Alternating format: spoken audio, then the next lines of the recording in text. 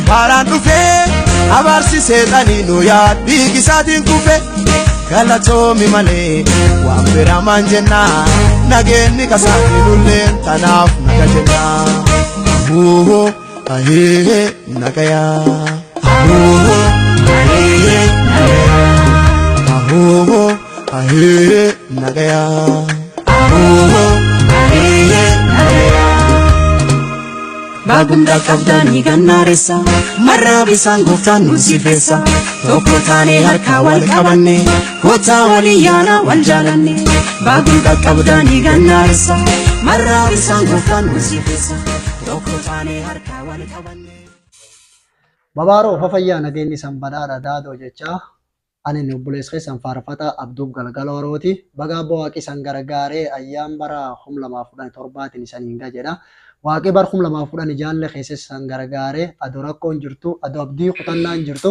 ado bo'aaf gaddi hedduun jiru gargaaramtanii guyyaa kanaan baatan isaniin jedha qophiin tun qophii addaa Maadee Miidiyaa irratti isan biraan dhaqqabnu qophii Maadee Miidiyaa keessatti ammoo har'a sagantaa gaafiif deebii qabna gaafiif deebii tan keessatti keessummaa qaba keessummaa teennalleen fuul wal isan barsiisa maqaan kiyyaa Diidoo Daddachuuqaadhani har'a gaafiif deebii Maadee Miidiyaa irratti naafeeranii asitti dhiyaadhe horaa bulaa. Ayyee gooftaan si'a eebbisuuti maqaa isaa dhageettanii Diidoo Daddachuuqaati. Haan ammoo qajeelumatti yoo gargaafi teenna dabar. Sanduuqa wallaqiisaa keessa maanti jiraadha? Sanduuqa wallaqiisaa keessa wanni jiru akka yaada kiyyaatti wasadinaaf fakkaata. Duuba wanni kee jira warqii kee jira ulee haaruunitti kee jira. Dhaha seeri irratti seer kudhan irra barreessanii kee jira. Ayyee horaa bulaa deeban asaniin jedha. Bagaa ayyaana bara aaraa ganna 2017 isan gaille jedha. Ani maqaan kiyyaa faarfataa Waaqoo Galgaloo naan jedha.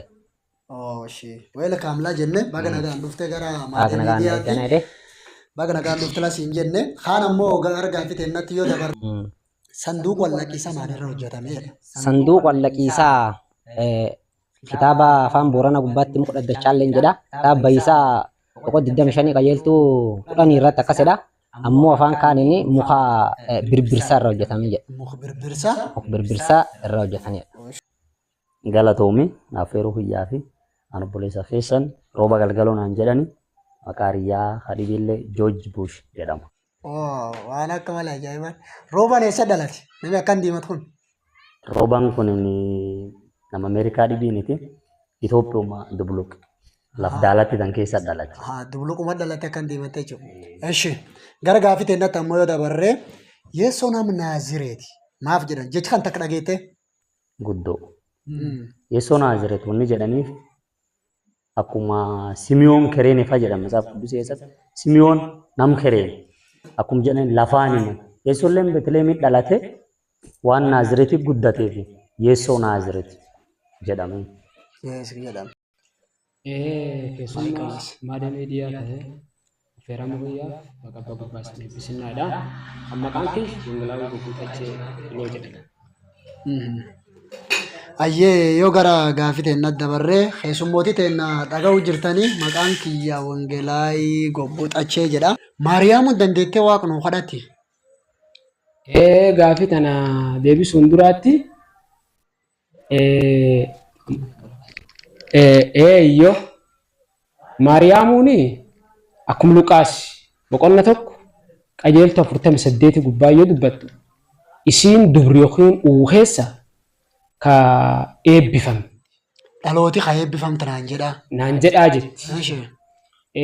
Yoo ati ammoo kitaaba keenya abbaa herregaa 9 gubbaa dhuftu ammoo taatullee nami jiru waan dhaabbatu qabaadha. Sareen jirtu nyeenci durri jiraa kitaabii eegi dubbatu irri jirtee isiini yoo nami lubbuun jiru waaqa walii kadhachuu hin danda'a. Ammoo nami du'e waaqa namaa kadhachuu hin danda'u. Gis obboleessi isii Alazar du'eetti isiin nam sarba Yeesoo Kiristoo jaltaa'e. Taa'e gisa Yeesoo onneedhaan isi yaamanii namitti yaama. Ammoo kan lubbuun jirtu waaqni kadhachuu namitti jiru kadhachuu hin danda'a. Kanaafuu si Yesu Kiristoon makeet gisee Yesu Kiristooni dirgalaliyaa dirqaana su keessatti bishaan jil dhufan kawanni jila ubbaatelletti isiin gari Yeesoo nama keetti. Ufiitti dabarte marroo tolchuu hin dandeenye. Kanaafuu ammoo isii kabajin qabnaafi malee isiin ammoo gaafuma ette Yeesoon nu keetti malee ufii nu keette kanaafuu Waaqni nu kadhachuu hin dandeetti. Anami lubbuun jiru.